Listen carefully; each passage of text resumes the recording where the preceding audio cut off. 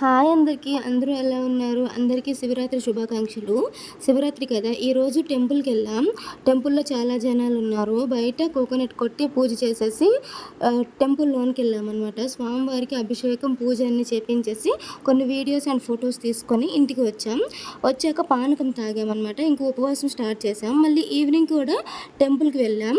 Morning కంటే evening ఇంకెక్కువ జనాలున్నారనమాట. అస్సలు ఖాళీనే లేదు. బాగా అనిపించింది అంత జనాలను చూసేటప్పటికి.